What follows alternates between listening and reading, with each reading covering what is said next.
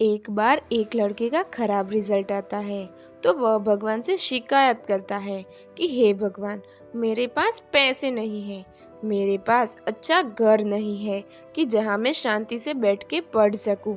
मेरे पास इतने भी पैसे नहीं है कि मैं ट्यूशन रखवा सकूं। मेरे पास किताबें खरीदने के लिए भी पैसे नहीं है। मैं कैसे पढूं? मैं परीक्षा कैसे पास करूं? मैं परीक्षा में अच्छे मार्क्स कैसे लाऊं? शायद अभी आपकी भी यही परिस्थिति है, लेकिन क्या आप जानते हैं कि जब भगवान आपसे थोड़ा भी ले लेते हैं तो वह आपको उससे 10 गुना वापस देते हैं।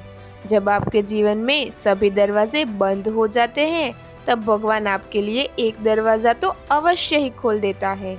आपको बस धैर्य रखने की जरूरत है। हाँ, आप थोड़ा सा धैर्य रखिए।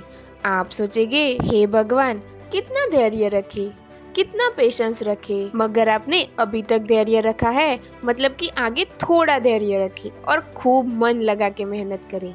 धैर्य रखेंगे तो भगवान को भी आपको जो मांगा है वो देना ही होगा। स्वामी विवेकानंद जी कहते हैं कि किसी दिन जब आपके सामने कोई समस्या ना आए तो आप सुनिश्चित हो सकते हैं कि आप गलत मार्ग पर चल रहे हैं। मतलब कि कठिनाइयाँ सबके जीवन में आती है, मगर उनका डट कर सामना करे, अरे यही तो सफलता है।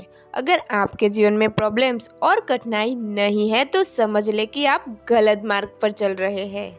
धैर्य हमेशा मीठा होता है, कभी कभार वो खट्टा भी होता है, मगर जैसे हमारे शरीर को खट्टा और मीठा दोनों खाना पड़ता है जिससे कि हमारे शरीर की इम्यूनिटी बढ़ती है, ठीक वैसे ही खट्टे परिणामों से आपको कुछ न कुछ सीखने को मिलता है और आपका मन दृढ़ बनता है।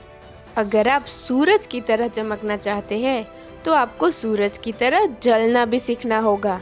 अर्थात यदि आप परिश्रम करते हैं, धैर्य रखते हैं, कठोर परिश्रम करने की आदत डालते हैं तो आप सूर्य के समान तेजस्वी व्यक्ति तो बन ही जाएंगे, मगर उसके साथ एक तेजस्वी विद्यार्थी बनने से आपको कोई नहीं रोक सकता।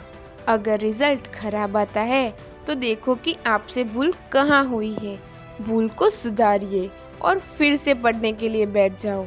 किताबें खरीदने के लिए पैसे नहीं है तो लाइब्रेरी में जाके पढ़े। किताब पढ़ते समय उसमें से अपनी नोट बनाने की आदत डाल दे, क्योंकि परीक्षा के समय पूरी की पूरी किताब आप रिवाइज नहीं कर सकते।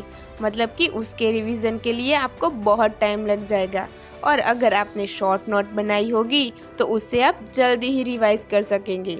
इसलिए एक नोट बनाए और फिर उसमें से पढ़े।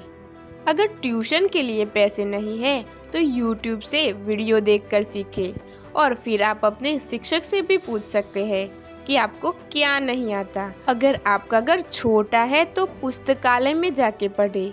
और अब आप कहेंगे कि पुस्तकालय में पढ़ने के लिए जाता हूँ लेकिन वहाँ तो सीट्स फुल हो जाती है और मुझे जगह ही नहीं मिलती, तो आप सबसे पहले पुस्तकालय जाएं।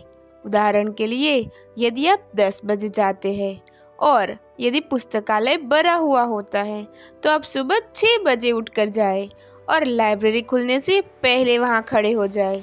फिर देखते हैं कि आपको जगह कैसे नहीं मिलती। लेकिन ये बहाने कि मेरे पास पैसे नहीं है, अच्छा घर नहीं है, ये नहीं है, वो नहीं है, ये सब तो मेहनत नहीं करने के बहाने ही है। और जो पढ़ना चाहते हैं वे अपना रास्ता खोज ही लेते हैं। जो सफल होना चाहते हैं वे बहाने नहीं ढूंढते, वे तो रास्ता ढूंढते हैं। और आप भी वही व्यक्ति है जो रास्ता ढूंढने में विश्वास करते हैं, ना कि बहाने बनाने में। आप वो व्यक्ति है जो सफल जरूर हो सकते हैं, बस जरूरत है कड़ी मेहनत शुरू करने की। अंत में मैं सिर्फ उतना ही कहूँगी कि आपकी वर्तमान परिस्थिति के लिए आपके माता पिता या फिर किसी और को दोष देने की बजाय वर्तमान परिस्थिति का सामना करें, प्रश्न का हल ढूंढें, फिर देखिए आपको सफल होने से कोई भी नहीं रोक सकता। जय हिंद, जय भारत। अगर वीडियो पसंद आया है तो वीडियो को लाइक और चैनल को सब्सक्राइब जरूर कर दें और इसे शेयर करना मत भूलिएगा।